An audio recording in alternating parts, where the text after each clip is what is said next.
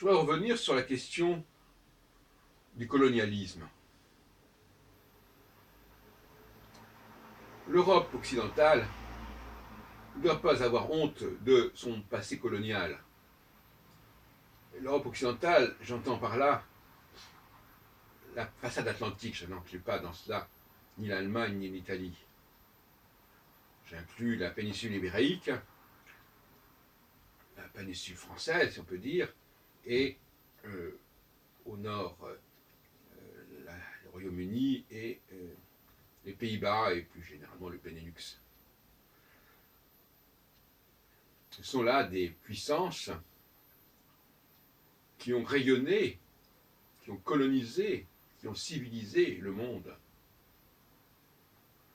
Bon, qu'il y ait effectivement un mouvement anticolonialiste, ça se défend. Que ceux qui n'ont pas participé activement à cette histoire coloniale veuillent la dévaluer ou la dévaloriser, c'est de bonne guerre. Que l'on ait introduit les notions de nation, comme avec le président Wilson, le président américain, qui à mon avis a introduit là un virus, c'est de bonne guerre. C'est la guerre entre les États-Unis et l'Europe, tout simplement, et l'Europe occidentale, et l'Europe atlantique, je dirais. C'est un terme que je préférerais employer. La France fait partie de l'Europe atlantique, tout comme elle fait partie d'ailleurs de l'Europe méditerranéenne. C'est sa double dimension qui n'est propre qu'à elle.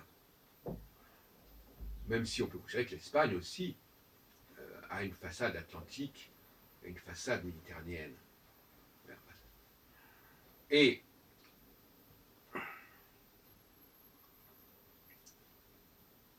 ce sur quoi je n'ai pas encore insisté jusqu'à présent, c'est sur le fait que les colonies, on peut appeler cette expression, puisqu'on parle de colonialisme, on peut parler de colonies, les colonies constituent ce que j'appelle la maisonnée des métropoles, c'est-à-dire leur arrière-plan, leur arrière-champ. Tout comme le corps est la maisonnée de l'esprit, de l'âme peut-être. Le drame de l'Allemagne, c'est de ne pas avoir développé cette maisonnée. C'est-à-dire de ne pas s'être constitué un empire d'outre-mer. Ça tient en partie d'ailleurs, comme pour l'Italie, à la tardive unité de l'Allemagne et de l'Italie qui ne se manifeste que dans les années 70, qu'à partir des années 70. Il ne faut pas se leurrer, l'empire allemand, le terme d'empereur, ici, n'a pas le même sens que dans le cas des empires coloniaux. Ne mélangeons pas tout. Je disais que le drame de l'Allemagne, c'est son espace, c'est son manque d'espace. D'ailleurs, les nazis n'arrêtaient pas de parler de Lebensraum, espace de vie. Raum, c'était rapproché de room en anglais. Et Leben, c'est évidemment de life. De life. L'absence de Lebensraum, l'absence de colonie, aura conduit l'Allemagne à des actions absolument monstrueuses. Elle n'a pas su évacuer en quelque sorte. C'est comme un corps, c'est comme une tête qui n'a pas de corps, qui n'a pas d'estomac, qui ne sait pas digérer, qui ne sait pas évacuer. Elle n'a pas su évacuer ces juifs quand on a eu besoin, quand on en avait assez. Elle n'avait pas de colonie pour les installer. On a eu tort d'ailleurs de ne pas lui en accorder peut-être. Il y a eu des discussions avant la Première Guerre mondiale à ce sujet. On lui avait accordé le Togo, etc. en échange. Mais enfin, ça n'a jamais donné grand-chose. Le Cameroun aussi a été allemand à un moment donné. Et puis en Afrique du Sud aussi, je crois qu'il y a eu des éléments allemands autour de l'Afrique du Sud. Mais c'est pas grand-chose. Et donc elle a été obligée de mendier auprès des empires français et anglais de bien vouloir accueillir ces juifs dont elle ne voulait plus. Le problème, c'est que l'Angleterre et la France n'avaient pas un problème juif à la hauteur de celui qui a été celui-là pour les Allemands. Et donc, par conséquent, ils n'avaient pas de politique véritablement de ce sens-là. Encore que, malgré tout, la Palestine, c'était aussi une solution.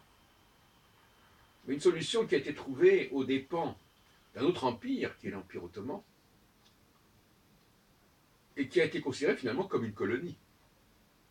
Donc, d'une certaine manière, la Palestine, c'était une colonie anglaise, sous mandat d'ailleurs de l'ONU, de la Société des Nations à l'époque. Et c'était un lieu pour évacuer éventuellement les Juifs dont ne voulait pas, par exemple, la Russie, autre empire d'ailleurs.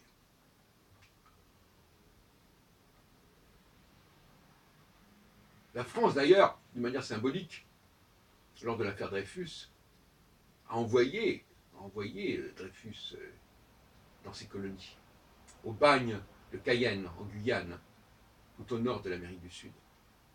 Il y a une valeur symbolique là-dedans.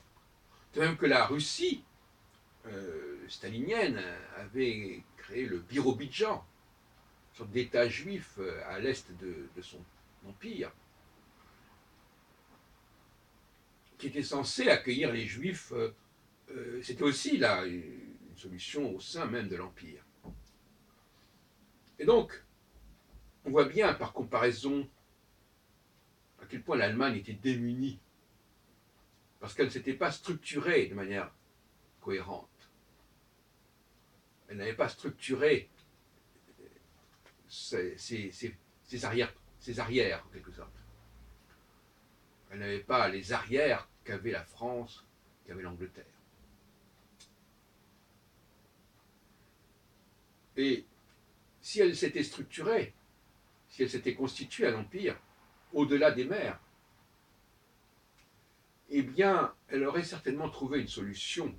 Je emploie le mot solution délibérément, puisque c'est le mot qui a été employé, la solution finale, mot d'ailleurs qui a été déjà employé par Herzl dans l'État juif, le sous-titre étant Essai d'une solution moderne de la question juive. Versuch einer modernen Lösung der Judenfrage. Et donc, il y a là ce problème.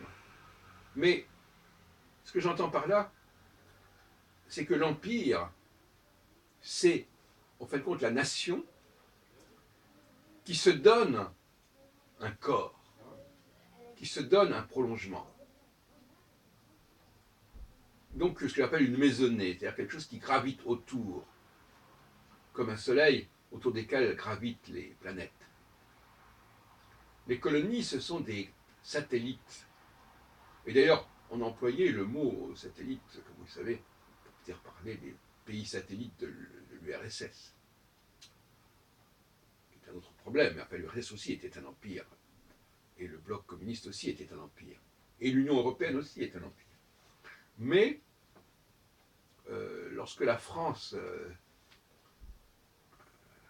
a dissous son empire, en tout cas, elle ne l'a pas dissous, parce qu'un empire, ça ne se dissout pas. Ça n'est pas... c'est pas une réalité juridique uniquement, l'empire. C'est une réalité culturelle, c'est une réalité géographique, géopolitique. Mais néanmoins, elle a en tout cas perdu conscience de sa dimension impériale. Même si en réalité, sa dimension impériale perdurait. Même que la France a perdu conscience du rayonnement de sa langue, même si cette langue continue à rayonner. La France a perdu conscience de sa puissance. Il ne s'agit pas qu'elle devienne autre chose que ce qu'elle est, il faudrait qu'elle prenne conscience de ce qu'elle est, ce qui n'est pas la même chose. Voilà donc ce que je voulais vous dire aujourd'hui, en ce dimanche matin, 11 décembre, à 15 jours de Noël, ce dimanche de l'Avent, AVENT. Et d'ailleurs, je rappellerai, premièrement, que moi-même je suis né dans cette période de l'Avent, le 1er décembre, qui est l'Avent Noël, les 4 dimanches de l'Avent Noël, et que mon grand-père maternel, Edmond Carcassonne, né en 1882, et malheureusement je ne sais pas exactement quand est-ce qu'il est mort, il est entré, quand il avait une trentaine d'années, dans l'armée coloniale. Et on l'appelait l'oncle Tchad. Il m'a laissé d'ailleurs, si on peut dire, un lexique des langues tchadiennes, qui est resté inédit. Le Tchad, qui faisait bien entendu parler des parties de l'Empire africain, de l'Afrique occidentale, plutôt orientale française.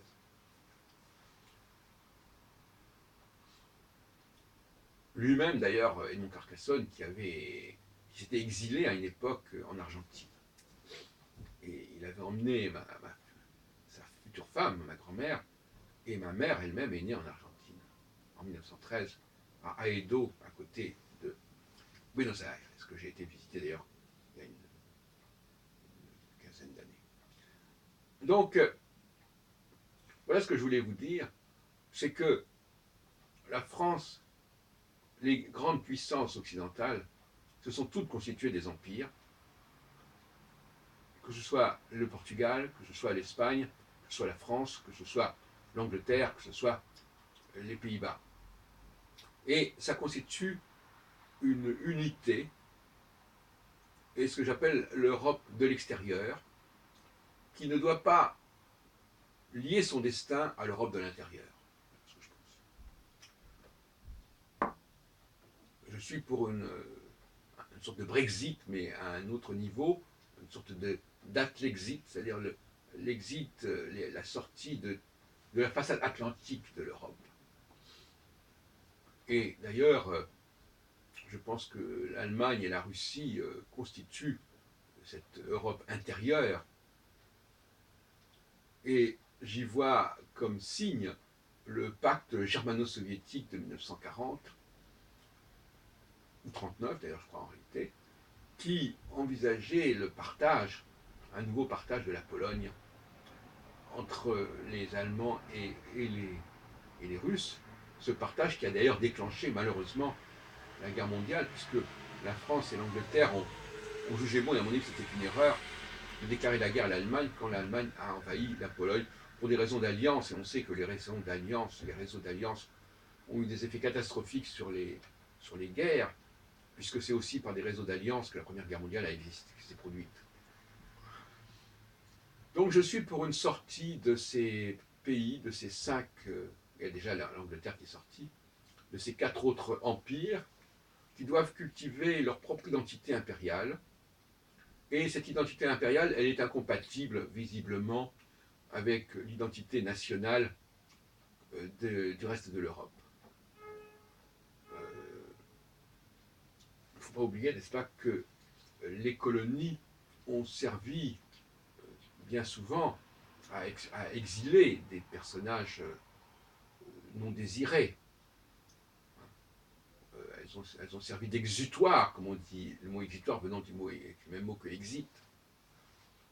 On envoyait en Australie, on envoyait en Angleterre, en Nouvelle-Angleterre, on envoyait en Nouvelle-France des gens discutables.